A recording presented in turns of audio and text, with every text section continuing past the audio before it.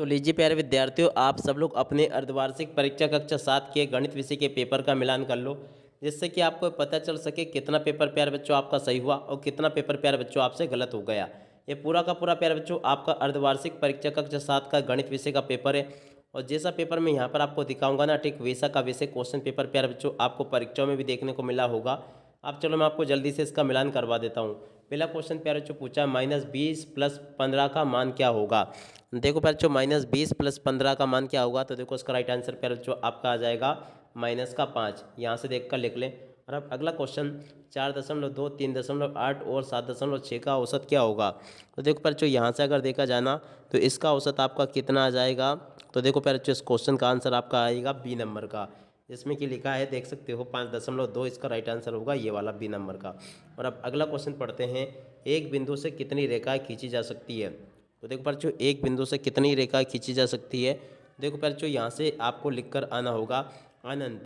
क्या होगा प्यारे बच्चों, इस क्वेश्चन का उत्तर अनंत होगा। और अब अगला क्वेश्चन प्यारे बच्चों पढ़ते हैं।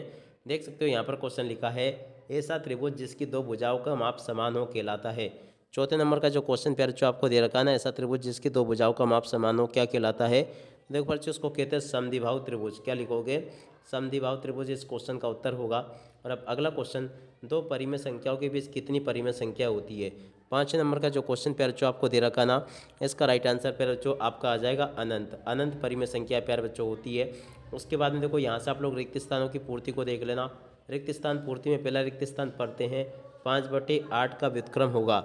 देखो बच्चों 5/8 का व्युत्क्रम क्या होगा, इसका राइट आंसर पर बच्चों आपको लिख देना है 5/8। तो देखो बच्चों यहाँ से आपको लिखना 5/8 का व्युत्क्रम आपका हो जाएगा 8/5, इसका राइट आंसर आ जाएगा।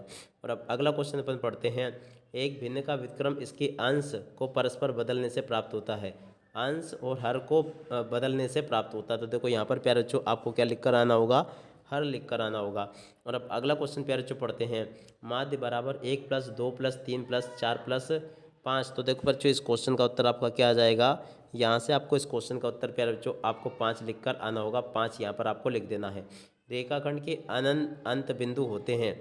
देखो बच्चों प्रश्न नंबर 9 में पूछा, रेखाखंड के दो अनंत बिंदु होते हैं। तो देखो बच्चों क्या लिख कर आओगे, दो अंत बिंदु होते हैं। तो यहाँ पे आप लोग अंत लिख देना।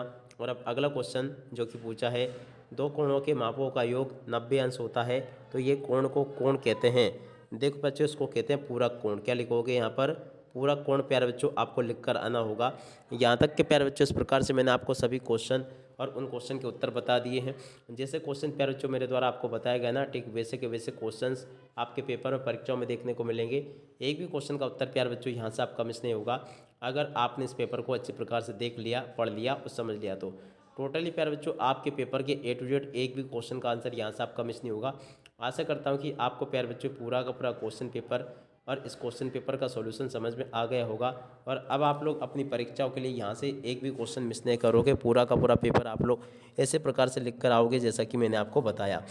अब इसी के साथ में प्यारे बच्चों इस वीडियो को यहीं पर पूरा करते हैं। नमस्कार, जय हिंद, जय भारत।